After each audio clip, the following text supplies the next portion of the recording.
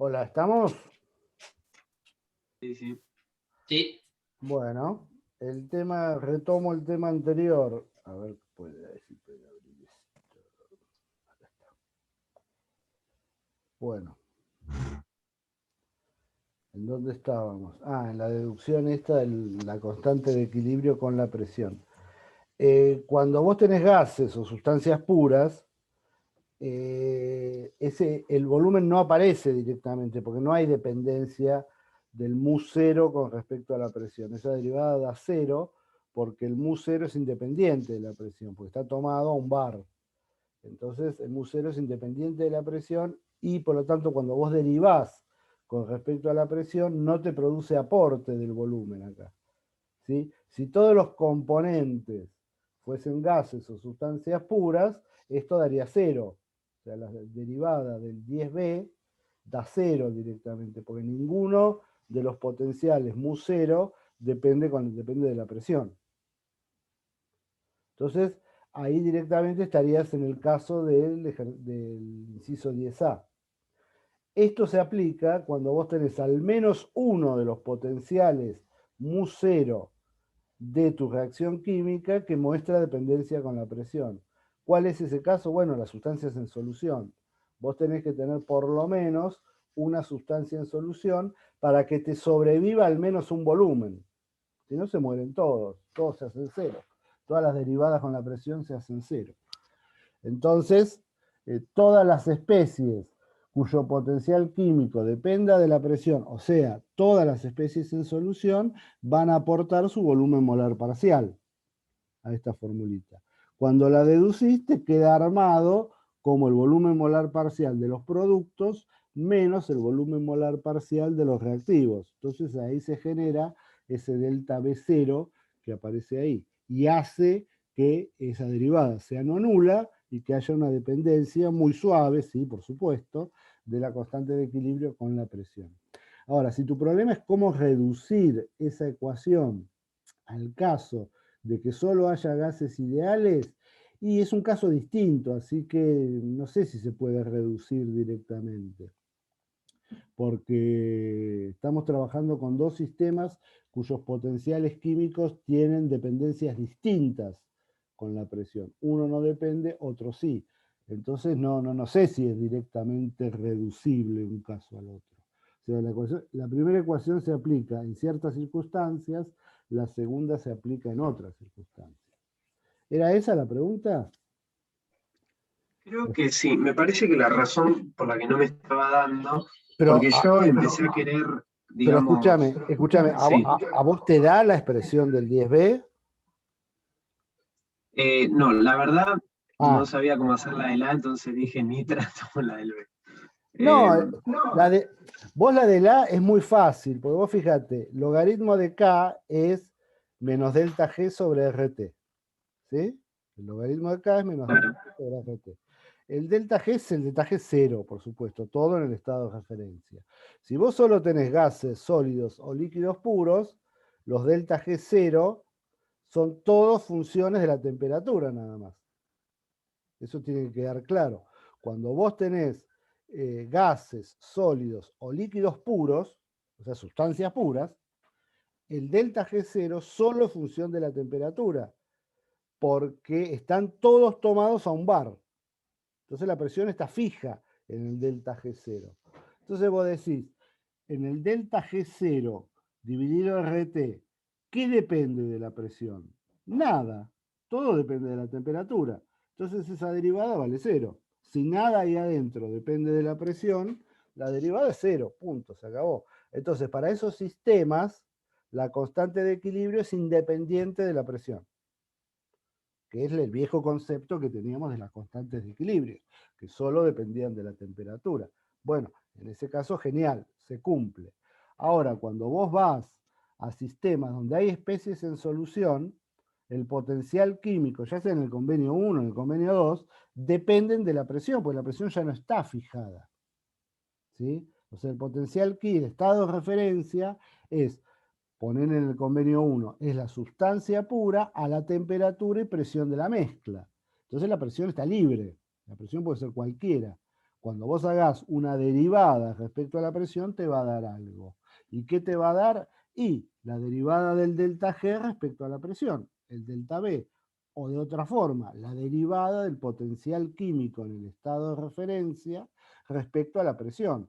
La derivada de un potencial químico respecto a la presión es un volumen, porque el potencial químico es una energía libre de Gibbs.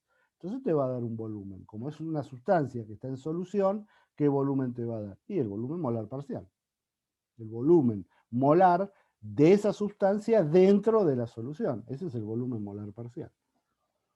¿Sí? Acá estamos considerando el volumen molar parcial de cada De especie cada es más o especie. menos constante, Y ese es ¿no? otro tema. Ese es otro tema. Vos fijate que ese delta B es en el estado de referencia.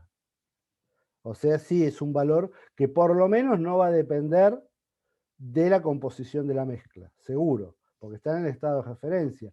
Los estados de referencia, sean cuales sean, no dependen de la composición de la mezcla. Entonces, ese delta B que está ahí, no sé qué pasó. Bueno, ese delta B que está ahí no depende de la composición, dependerá de la temperatura, como todo volumen, ¿sí? Pero no de la composición. O sea, es constante y no sé, depende de las condiciones de cada ejercicio. Pero en principio sí, es una constante. Va a depender, como todo volumen, de la temperatura y también de la presión en última instancia. No de la composición, eso seguro, porque tiene cerito. Cerito, Claro, pero sí, o sea, para que me quede ese delta B molar cero de la disolución, sí. no tuve en ningún punto como que asumir que los volúmenes molares parciales de cada especie no están variando con la presión, porque ese delta B molar, como decís, o sea, me va a dar un número constante. En realidad no, porque de- cuando vos haces la derivada, a vos te va a quedar, si vos trabajás, ¿estás viendo el seminario en pantalla? Sí, sí, se ve. Bueno, cuando vos derivás esto, este logaritmo de k, en última instancia te va a quedar una suma algebraica de potenciales químicos, ¿sí? En el estado de referencia. Cuando vos hagas la derivada respecto a la presión, cada una de esas derivadas de mu respecto a la presión te da un volumen, ¿sí? Ese volumen, como el mu está en el estado de referencia, esos volúmenes también están en el estado de referencia. O sea, si son potenciales químicos de un componente en una mezcla en su estado de referencia, el volumen es el volumen de ese componente en la mezcla en el estado de referencia. ¿Sí? O sea, son volúmenes molares. Si querés sacarle la palabra parciales, son volúmenes molares de cada sustancia en el estado de referencia, sea cual sea el estado de referencia. Depende si estás en convenio 1 o en convenio 2. ¿Esos volúmenes pueden depender de otra cosa? Sí, seguro. De hecho, van a depender de la temperatura y de la presión. Pero eso no le quita generalidad a la demostración. Vos le podrías poner acá al delta B, que son funciones de la presión y de la temperatura, y después te las arreglarás con eso cuando quieras calcular una constante de equilibrio a una presión dada. Tendrás que hacer una integral, en cambio de sacarlo fuera de la integral. Pero ese delta B ahí queda, no hay ningún problema, si es una constante o si es una función a su vez de la presión. Pues Claro, bueno, ya entendí. eso lo está sacando de una derivada. La derivada de G respecto a la presión es el volumen. Punto. Ese volumen puede depender de la presión, puede seguir dependiendo de cualquier cosa. No hay problema. Eso te ocupará después en cada caso particular. Pero Claro, sí, me estaba confundiendo porque, o sea, eso importa si depende o no depende, si después lo quiero integrar. Por ahí. claro, exactamente, exactamente. O sea, ese es un problema posterior. Ahora, acá te queda el delta B. Ese delta B va a depender de algo y seguro. En termodinámica todo depende de todo. Eso va a depender rigurosamente hablando de la temperatura y de la presión. Después verás si lo tomás como constante o no. Generalmente, en este tipo de ejercicios no se puede ir tan fino. El delta B se lo toma como constante en un rango de temperatura y presión determinado, porque no se tiene tanta información como para calcular todo.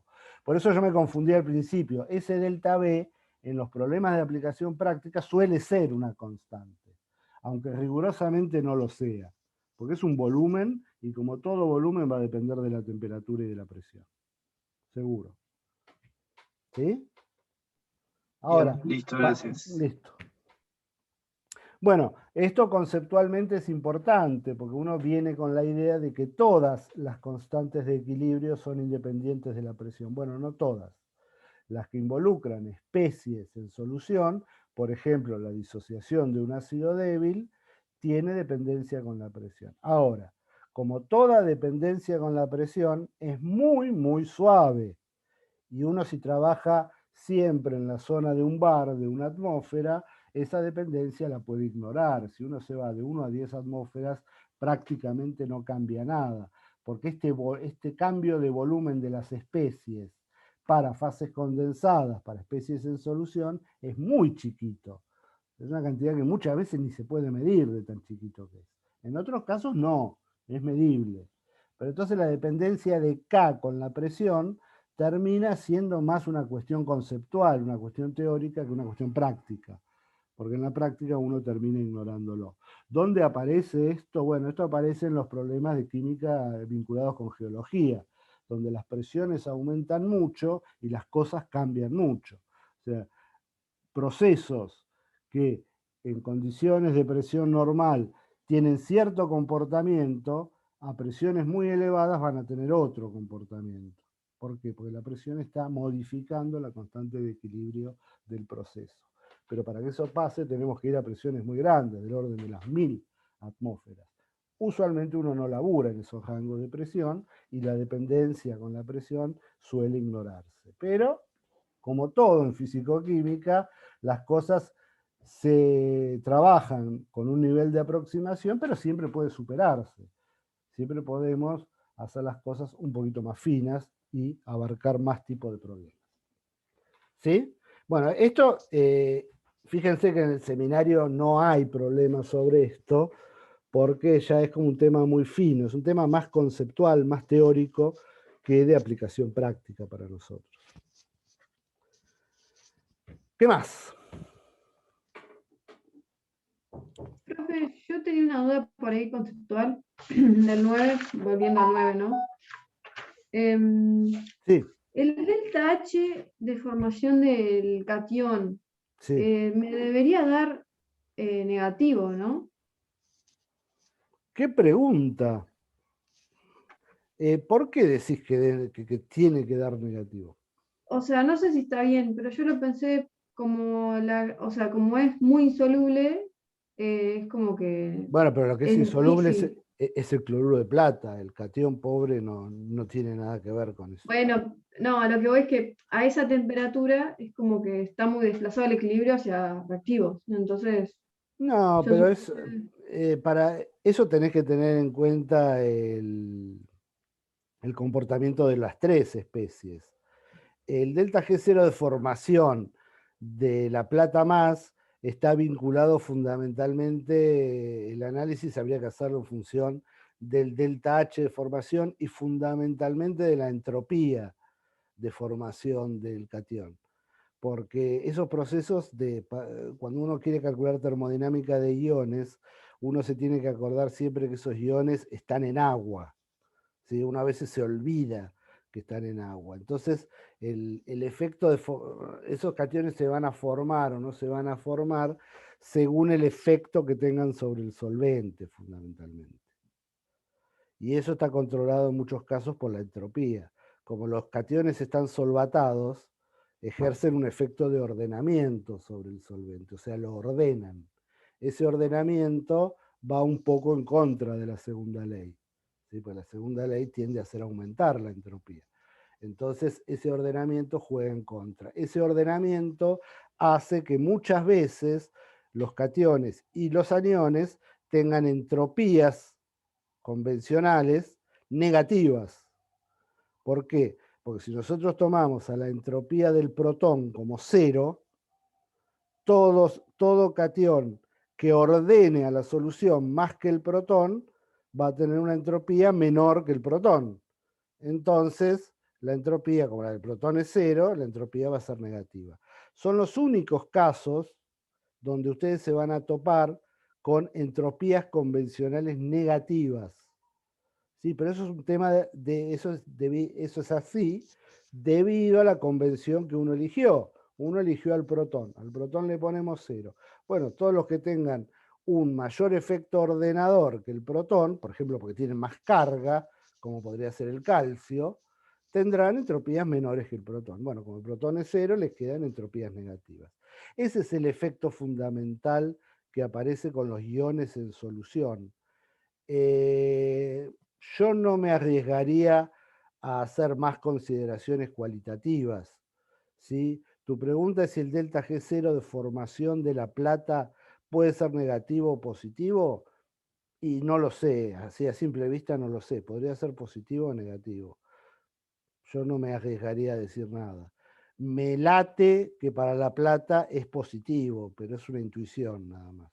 La verdad, no tengo el valor acá a mano. Está bien. ¿Sí? Porque todo Sí, Yo los que depende. calculé me dieron positivos.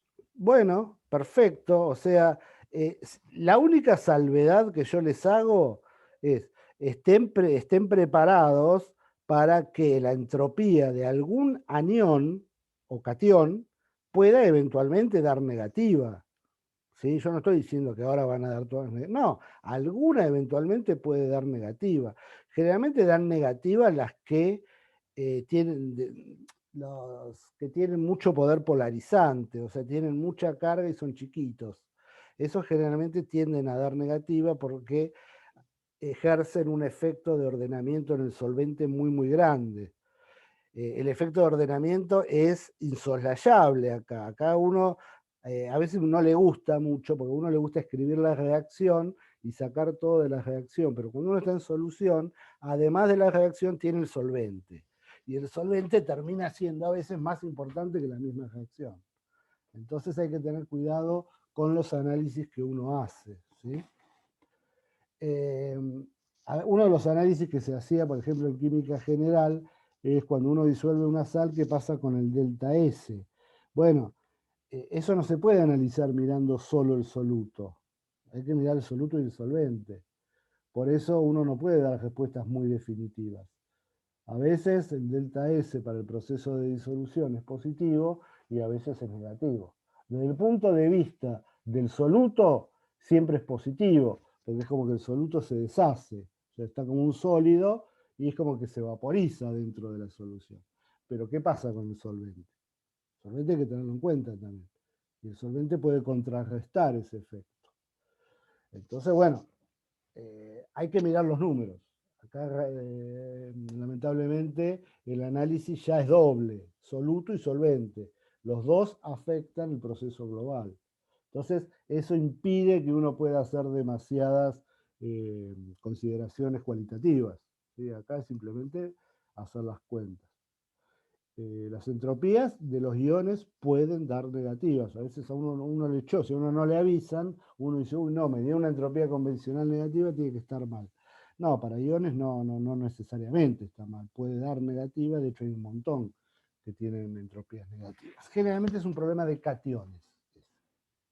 Los aniones son más grandes y tienen menos efecto ordenador, por lo general, ¿no? Siempre hay excepciones.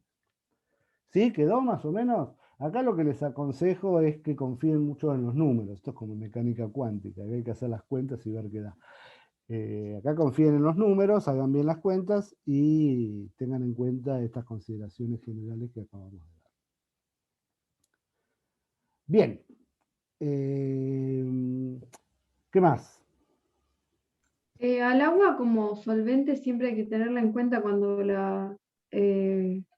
o sea, por ahí el soluto es muy insoluble y no aporta muy pocos iones a la solución. Vos al agua rigurosamente, el agua está incluida en los valores termodinámicos. ¿Sí? Todos esos valores termodinámicos que vos tenés para iones ya incluyen el efecto del agua. Por eso yo digo que hay que confiar en los números. O sea, los números ya tienen incluido el hecho de que están disueltos en agua. Por eso esos valores son válidos solamente para soluciones acuosas. ¿Sí? No cambia de Claro, por la solución. convención sería. Sí, en realidad, vos acordate que todo esto viene del convenio 2. El convenio 2 discrimina soluto y solvente. El solvente hay que especificarlo. Bueno, fue especificado inicialmente y el solvente es, salvo indicación contraria, agua. Entonces, si uno quiere trabajar con soluciones no acuosas, todos estos datos no sirven más. Hay que calcularlos todos de nuevo. Si uno de agua se pasa a etanol, bueno, y calculate todos los valores termodinámicos para un soluto, para un solvente etanol. Cambia todo. Por eso el agua ya está incluido dentro de los valores termodinámicos. Entonces, el cálculo que uno hace es confiable siempre y cuando tenga soluciones acuosas. ¿Sí? Lo que vos me decías, cuidado que nosotros, a ver, es medio peligroso lo que voy a decir, nosotros cuando trabajamos en termodinámica de soluciones no hacemos cálculos específicos para el agua, porque el agua ya está incluido en esos números, ¿sí? Ya está metido dentro de esos valores termodinámicos. Entonces el cálculo que ya hacemos es definitivo. Lo que vos decías también es, vos me dijiste algo de la fuerza iónica, ¿sí? Algo de eso. Bueno, acá cuando ustedes trabajan con valores termodinámicos con el cerito arriba, están trabajando en el estado de referencia, ¿sí? El estado de referencia, acuérdense siempre, es una solución unomolal de comportamiento ideal. Si es comportamiento ideal, los coeficientes de actividad valen todos 1. Pero eso siempre cuando uno está en el estado de referencia, ¿sí? Entonces acá no hay que preocuparse. Mientras uno no salga del estado de referencia, uno está siempre trabajando con una solución que en el fondo es ideal. Ahora, cuando uno vincula esos valores a través de las ecuaciones termodinámicas con cantidades medibles experimentalmente, como puede ser la solubilidad, ahí sí, ahí uno tiene que cuidarse de que esa solubilidad está afectada por las cuestiones del coeficiente de actividad. Pero esos valores que están ahí, el delta G0 no, porque el delta G0 está medido en un estado de referencia donde el coeficiente de actividad se hizo una suposición para él. Vos solamente tenés que meterte con los coeficientes de actividad cuando incorporás variables experimentales.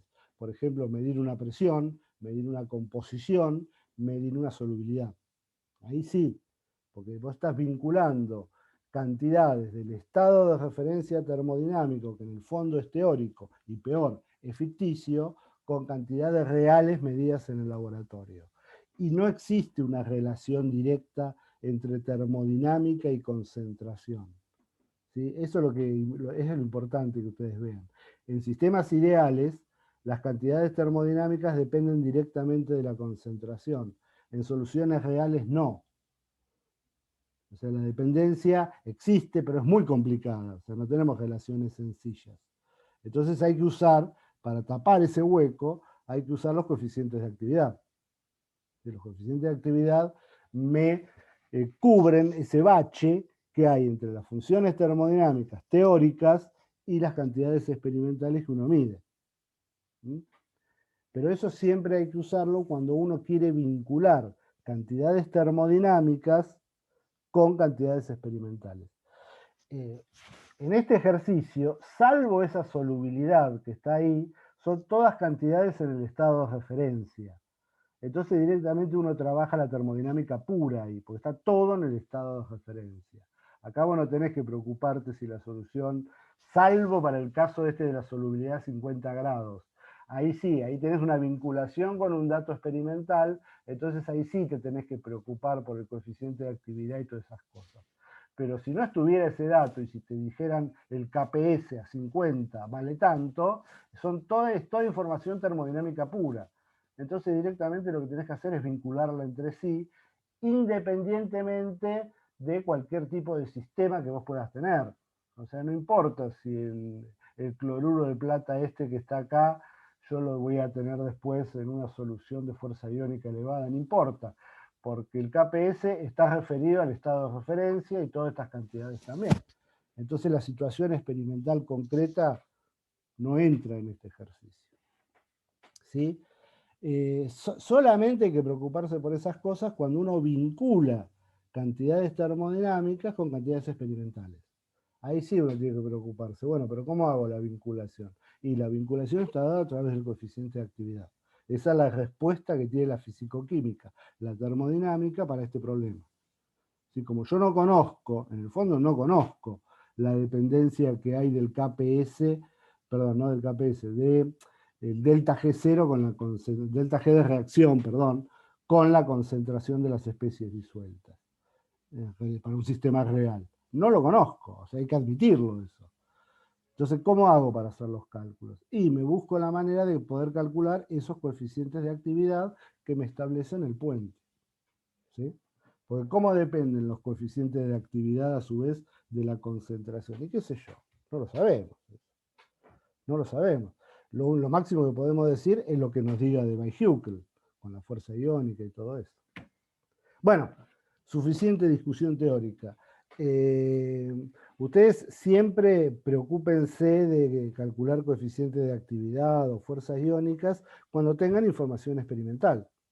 ¿Sí? La información experimental es la presión, las concentraciones, las composiciones, la solubilidad.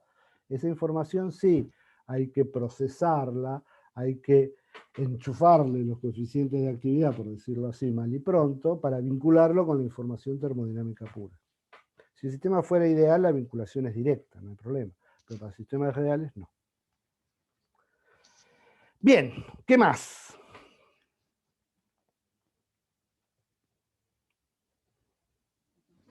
Me parece... Ah, estoy grabando, sí, no hay problema. Sí, yo tengo una pregunta que la voy a caratular como preguntonta, porque releyendo los explicativos, en el explicativo me quedó una duda así del explicativo del seminario 6, que cuando lo releí me generó la duda.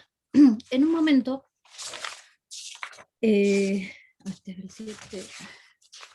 cuando se está calculando las composiciones de las fases, la composición de la fase gaseosa se puede calcular de dos maneras, dividiendo la presión parcial con la presión total o utilizando la fracción molar del componente en la fase acuosa o líquida. Sí, es la misma, básicamente. Bien. Sí, tengo una pregunta, porque yo en uno de los ejercicios de ese seminario se ve que me quise complicar la situación, que es en el seminario, es el ejercicio, a ver, ¿dónde está?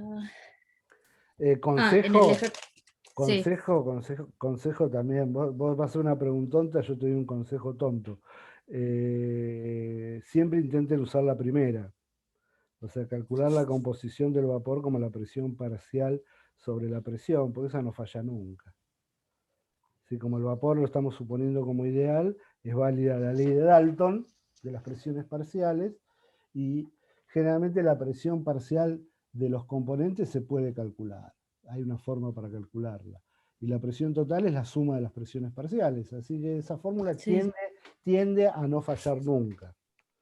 O sea, a ser aplicable en la mayoría de los ejercicios. Así que hay que pensarlo por ese lado. Está bien. Porque la pregunta venía por este lado. En el seminario 7 hay un ejercicio que es el 4, que habla de las presiones del agua y la presión de alcohol N-propílico, y da la fracción molar en la fase líquida y las presiones parciales. Entonces, cuando quise calcular la composición en la fase gaseosa, me fui a la segunda, porque tenía la composición en las fases, y tenía las presiones parciales, y tenía la pura, porque es cuando las fracciones molares son 0 o 1, digamos. Perdón, sí. Perdón, te interrumpo. ¿Estás en el ejercicio 4? Del seminario 7. Sí. Ahí la composición del vapor es bien directa en ese ejercicio. Porque vos fíjate que el problema ya te da como dato las presiones parciales de los gases, las presiones de vapor, las presiones de vapor de cada uno de los líquidos. Entonces directamente, por ejemplo, para la fracción molar 0,05, la segunda columna, vos querés calcular la composición de agua en el vapor, es 23,2 dividido 23,2 más 11,2.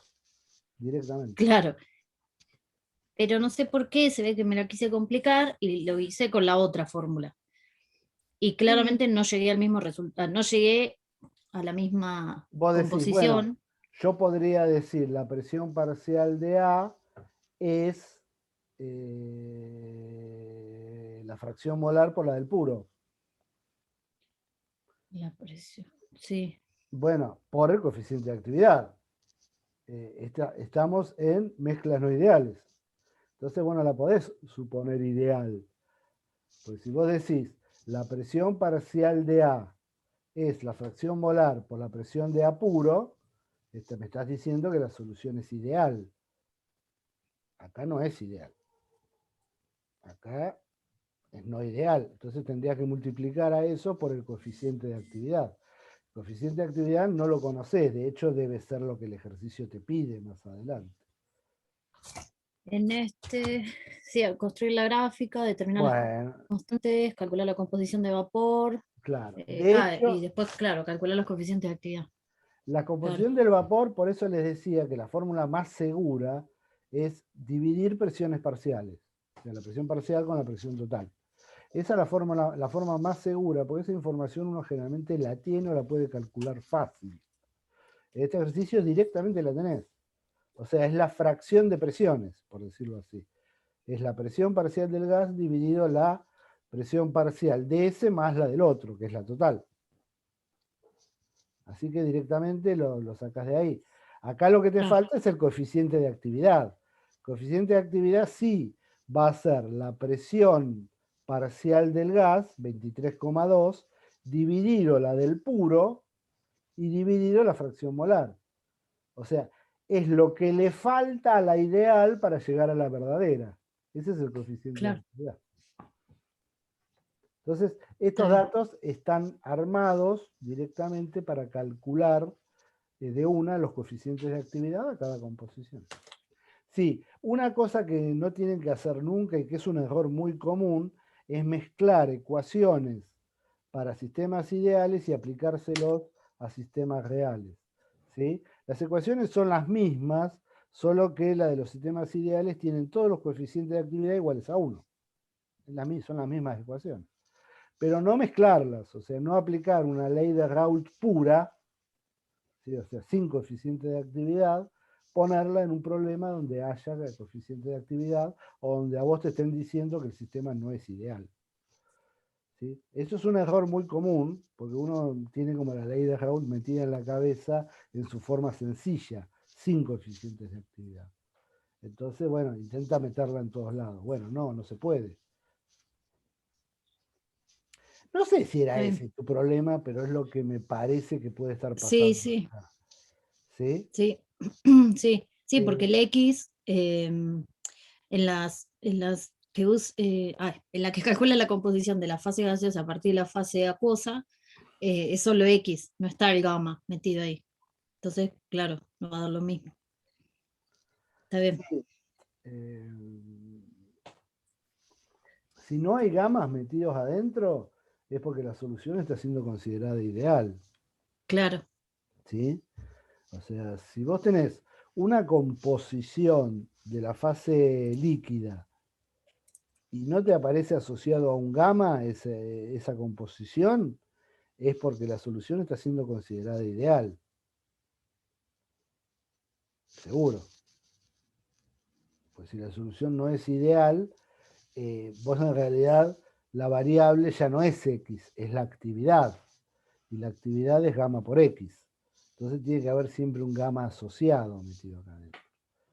No lo quiero complicar mucho, pero fíjense de no mezclar las ecuaciones. O sea, primero ver si el problema que ustedes tienen es ideal, o sea, si les dicen que es ideal o no es ideal. Si es ideal, bueno, todos los gamma es igual a 1. Si no es ideal, habrá que ver cómo lidiamos con el tema de los gamma, ¿no? Pero no mezclar un caso con otro. Eso lleva a error seguro. Está bien, Bien. entiendo.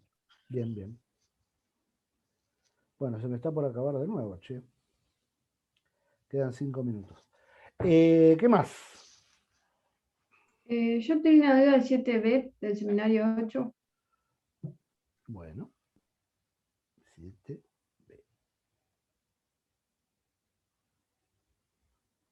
Antes que me olvide, el fin de semana les voy a mandar un cronograma para el trabajo que nos falta la semana que viene. Vamos a trabajar solamente martes y jueves, cada uno el día que le corresponda, pero voy a intentar dar turnos, ¿sí? Para así no coincidimos todos en el laboratorio y no hay gente sin hacer nada mientras los otros trabajan. Si alguno no puede venir o no le queda cómodo venir en el turno que yo le voy a dar, puede cambiar con un compañero, no hay problema. Bien. Profe, perdón, el laboratorio de hoy es 14:30, ¿no? El de hoy es 14:30 y es todavía propiedades molares parciales. Ese Está lo bien, gracias. tienen con Ignacio. Bien. Perdón, profe, pero sí. el martes que viene siguen yendo a los grupos del TP5. O ya es el otro TP. No, o ya sea, es el otro TP. Es el bueno. TP6. Es el propiedades coligativas. ¿Sí? Lo que pasa es que ese TP es un TP largo y para que no estén unos esperando que termine la comisión anterior, nos citamos a horas distintas y aprovechamos mejor el tiempo. Por eso yo voy a mandar un esquema de a qué hora tiene que ir cada uno, pero si alguno no puede ir o no le conviene ir a esa hora, lo cambia con algún compañero que le dé lo mismo. ¿Sí? ¿Queda claro? La cuestión es que haya un número determinado de personas en el laboratorio, que no haya personas que no tienen tarea, nada más que para eso. Bueno, volvemos al seminario. Me dijiste el 7. El 7B. Sí. Bueno, en este ejercicio ya tienen la cuestión adelantada porque les ajustaron ya el logaritmo de la actividad del agua a una fórmula empírica. Genial. Obtenga una expresión para el coeficiente osmótico, bueno, es directamente reemplazable. No, del seminario 8, profe. ¿Y este en qué estoy? Estoy en 7, perdón. Ahora sí. 7.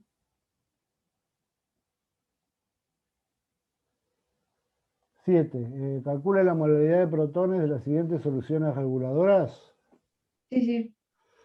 Bueno, ¿qué problema apareció? En la B. Hay un B ahí, sí. Sí, mi duda con el B es qué iones tengo, porque me parece que el error lo tengo cuando calculé la fuerza iónica. Bueno, ahí tenés una solución de fosfato de sodio a la cual se le mezcla ácido clorhídrico. El fosfato y el protón van a reaccionar, van a formar fosfato ácido, ¿sí? Eso es como la preparación de un buffer. Vos tenés una base débil y le agregás un poquito de un ácido fuerte. Entonces ahí vos, el fosfato se te va a transformar, o sea, los protones desaparecen, porque transforman el fosfato en fosfato ácido. Entonces sí, vas a tener un problema de generación de iones nuevos ahí. Tienes que plantear la estequiometría entre el fosfato y el protón. O sea, esos van a reaccionar todo lo que puedan. Lo que yo planteé, bueno, la reacción del ácido clorhídrico con el no sé cómo se llama, pero Fosfato trisódico. fosfato trisódico, que me da cloruro de sodio, que se disocia y me da el ácido monoprótico con 2 sodios. Claro, Que eso también. te da el fosfato monoácido de sodio, claro. Seguro, o sea, PO4H sodio 2. Sí, ese va a estar, se va a disociar en 2 Sí, sodios porque es una sal, seguro. y el fosfato monoprótico. Sí. Bueno, después ese fosfato monoprótico yo supuse que no se disocia porque corresponde a la K3, ¿o no? A la constante. Sí, ya se comporta como un ácido débil y su disociación, si bien va a ocurrir en un grado muy pequeño, es irrelevante para la fuerza iónica. Está bien. Y después, bueno, hasta ahí estaría bien. Después cuando tengo. Ojo que te sobra una cantidad de